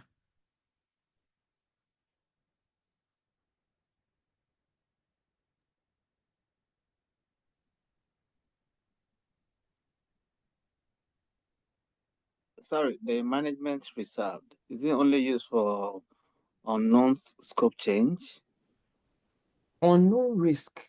Unknown risk. Yeah, I'm just referring to unknown risk, especially scope.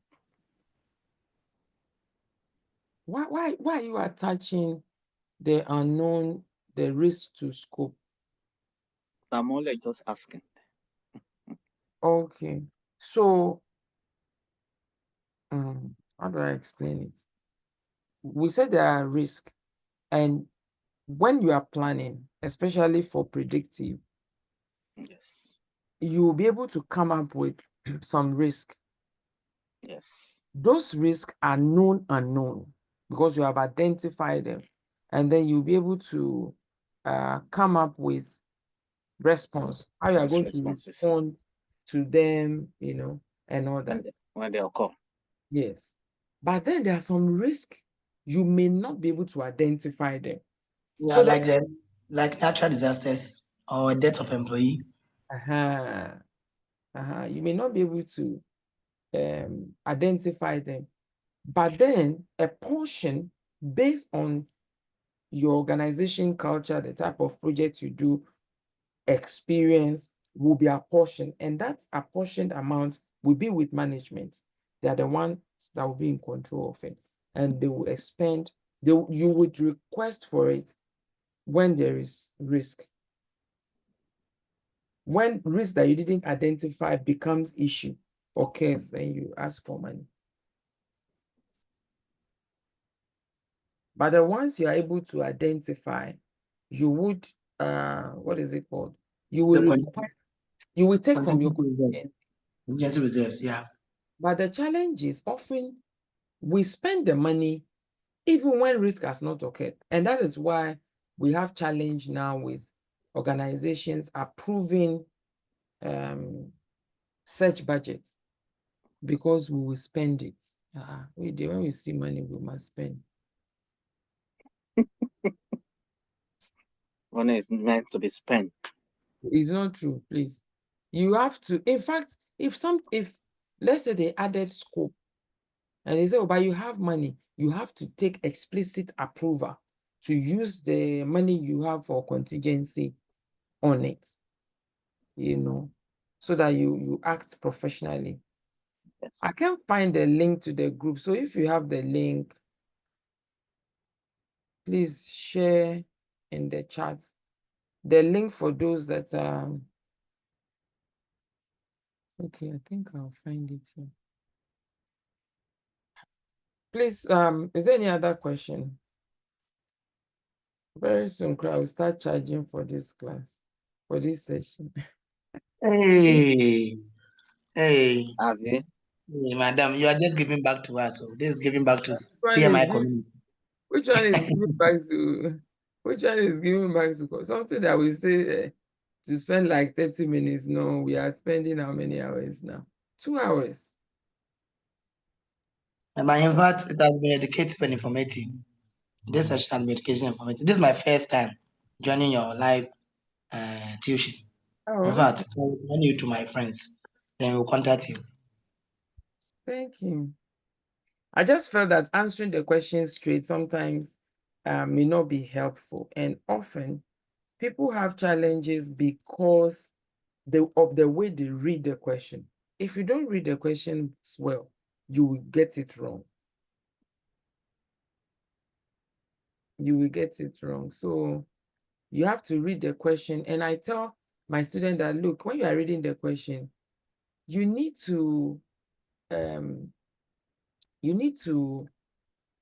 determine, is this question on predictive, adaptive, hybrid, Is it asking me as a project manager what I should have done to avoid a challenge, or what I should do to solve a problem? So you need to quickly determine this. And sometimes the question says, what will you do next? Or what will you do first? Or what you shouldn't do. So you need to read the question carefully before you answer. Often people are in a hurry to answer. So, oh, this one, I've seen this question somewhere before. But they've tweaked it a bit. So when you see the question, determine the scenario or the context within which the question is based, and then look at the options, eliminate two that are outrightly wrong, and then you are left with two. Often people write the exam and they come back and say, oh, the PMP exam is some way, because for every question, there were like two correct answers. When they say that, then I know that they are not prepared enough. Because those two options, there is one that is wrong. One out of the two options are wrong. So don't be in a hurry to answer. When you start at the top right corner, it will show your time, 2:30 minutes, and it will be counting down. When I start exam, because I have used simulator, I would have used simulator, so I have mastered my speed. Me, I don't have problem with time. What I have problem with is reading the question, understanding, and coming with the right answer. So when I start, I don't look at time. I'll just be going because I have in my head as I'm within time. When you get halfway, the exam will pause and show you a screen that you can take 10 minutes break. They will not take it out of your time. So you can actually get up, go to washroom, come back. Your bag is already secure, so you will not see anything to go and open. So 10 minutes, then you come back and you sit, then you continue. But me, I don't take break. I will start and finish. Okay. So when halfway doesn't mean you have spent half time. It's telling you that you have answered 50% of the question. Then I look at the time and I quickly do deduction. I will be able to tell I'm within time. But if I realize that maybe I've spent more than half of the time addressing 50% of the question, then I start speeding up. Now, me, I'm an engineer. I'm analytically minded. I don't like reading plenty questions. Like, there are some questions, like they are like story time. By the time you get to the fourth line, you have forgotten what you read in the first line. Then you go back. Then you go back. What I do is I mark those questions and I move. I'm looking for the questions that are maybe 2 lines, 3 lines, 2 lines, 3 lines. I answer them. When I finish, then I come back. I come and look at the questions that are 4 lines, 5 lines, 4 lines, 5 lines. I answer them. Then I mark and answer. Then I now come back to the stories. So instead of me spending time reading stories and then eating into my time, you will spend shorter time on the 3 lines or 2 lines questions, 4 lines, 5 lines question. Then you can have time on the other. It's important you don't panic. So what do you mean by you mark them? You see, when you enter the exam, it will give you a screen like like a tutorial to learn what does this mean, mark, a shade. So it's on the screen. It's a 15-minute tutorial. 15 minutes. I don't know how many minutes the tutorial is. You can either skip it or you choose to watch it. Yeah. So I don't know how long, but it will not eat into your time. So you can watch it. But Yeah, you it is separate from your time. You will see mark, M-A-R-K. So if you saw a question, you just click on the mark. You see, like the way you have a next button, it will also be there as mark, M-A-R-K. You mark it, then you continue. You continue. When you finish, you open a screen. There's a button you press, it will open, and then you see all the questions you have marked. So you just click on it. It will go through the question. You answer. Once you answer, unmark it. Then you go to the screen again. You pick the one until you complete the yeah. So I was saying that don't panic. I'm a Christian, so I'm going to use scriptures. Bible says that the Holy Spirit will bring to your remembrance. The Holy Spirit can only bring to your remembrance what you have. If you have not studied it, there's nothing the Holy Spirit can bring into your remembrance. So do your due diligence, study, practice questions, you know, and then when you get into the exam hall, relax, trusting that you are good. Don't panic. Take deep breath. That's what I do. So I'm telling you what I do. I take deep breath. I read question. I'm like, what is this? Is this part of the syllabus? I mark and I go. Then I come back because it's in my head that you are not penalized for wrong answers. I read the option and I take the best guess for the questions that I don't really know. Yes, Vincent. Yeah, thank you very much, Ma. I really appreciate it. This is my first time here actually, and I really gained a lot. Thank you. My question is when you mark, are you supposed to come back after the first 60 questions, or you can go all through to the 180 questions and come back?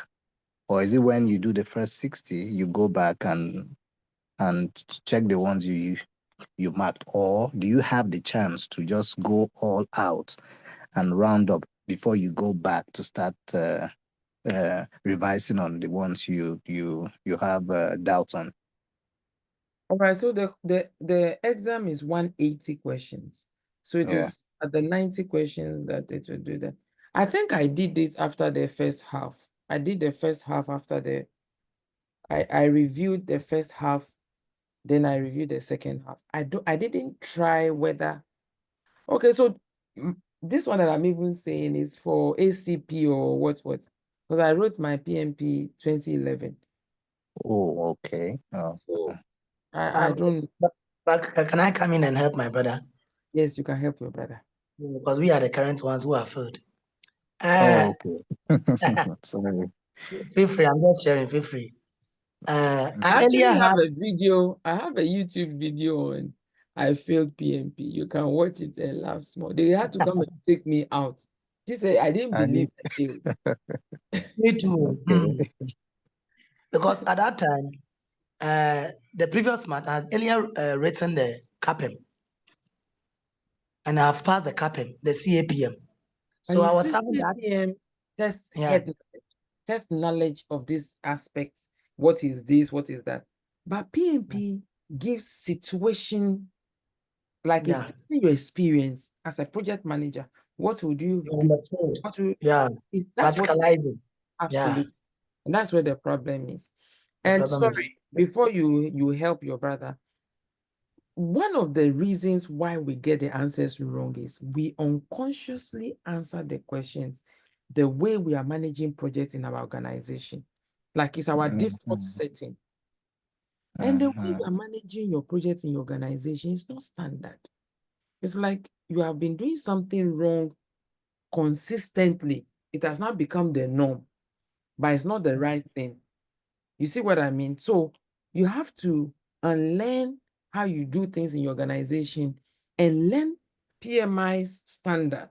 That when it Standard. comes to this, Yeah, this is how you are supposed to. In fact, there's a question, I will never forget that question. You are preparing for exam and somebody is showing you past questions. That these are past questions. What will you do? Option 1, tell the person what he's doing is wrong.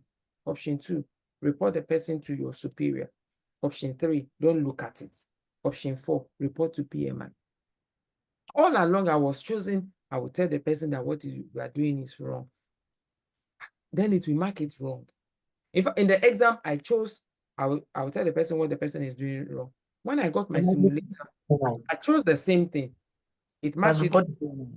Then the next one, I chose, I won't look at it. It marked it. The next time I chose, I will report to the superior. It marked it wrong. Before finally, I chose report to PMI.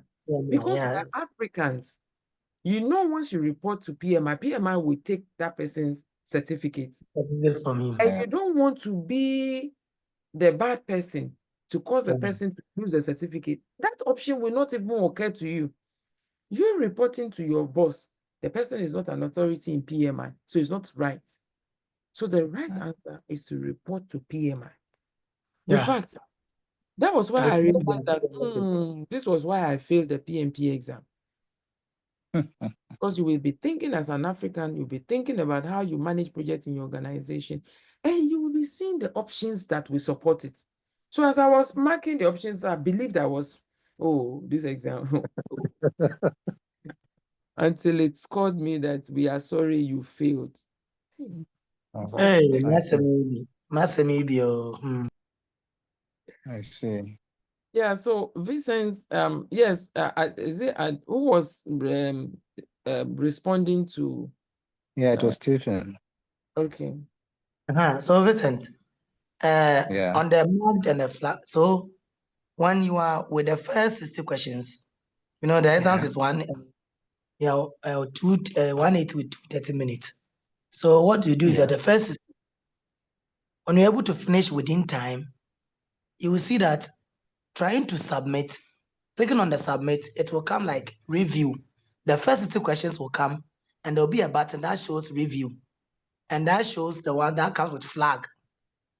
Miss was saying that when you don't understand certain question, either you can flag it or mark it.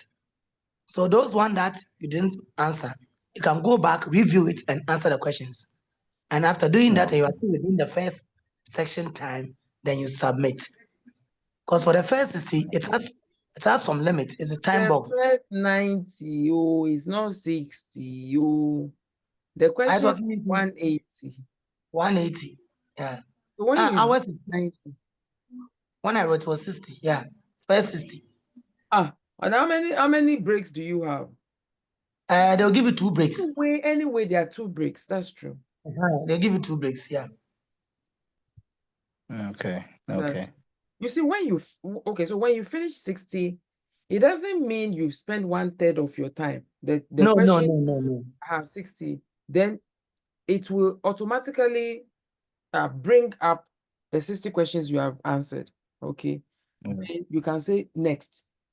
In fact, it will ask you that it will tell you have option of 10 minutes break. Then you can say, I'm not taking. Then you go on. If you finish answering the next 60, the 120, it will tell you that it will come up again for you to have. Then the third one, if you finish within time, it will come up and ask you that, do you want to submit even after you have unmarked and do whatever, it will ask you that, do you now want to submit? You say yes. By that time, your heart, boom, boom, boom, click submit. Then it will for it will tell you immediately that congratulations, you passed. Now it will tell you that the preliminary assessment says that you have passed, but then they will do further investigation. There we go. But anyone who received that has passed. If you fail, they will tell you there that you have failed. You failed. Okay. So we are sorry. They are nice people too. We are sorry. They are nice people. How they will comment the message? Hey, you'll be they came to pick me up. motivated. You'll be a little bit motivated that they are going to review with a panel. So you don't worry. This is a preliminary score, provisional score. Once you see that you fail, there's no way. The woman came to call me and said, "Oh, madam, please, people are waiting. They are coming in to write the exam." Like as if somebody poured cold water. The money I spent. The money I spent almost 6,000. The time I studying. And then 2011, my kids were young. But when they are coming, I say, "Oh, I'm studying. Go back." They said, "Go back." So when I failed, I'll be there. No, they will ask me, "Mommy, the exam you were preparing for, have you written it?" You can't say it. I couldn't say yes, because if I said yes, they would ask, "Did you pass?" I couldn't lie. So I was angry at the whole world except me. I was so angry. It took me about 2 months before I picked it up again. But then, luckily, I got someone who got me the simulator. And that is why, if you attended my training, I don't give you the option, do you want simulator or not? It's part of what you paid for. Because I understand the relevance, the importance of simulator in passing certifications. Even with the Scrum I did, I got simulator. PBA, in fact, this is the okay, I've used the flashcard to hold something. I got flashcard, I got the prep book, you know, ACP, I did the same. PMO, I did the same. RMP, I did the same. You know, it opens your mind. You start to appreciate how questions are asked. And if you've gone through the training and you did the proper training, you did the 6 lessons. Lesson 1, business environment. Lesson 2, start project. Lesson 3, plan project. Lesson 4, lead team. Lesson 5, assess performance. Lesson 6, close project.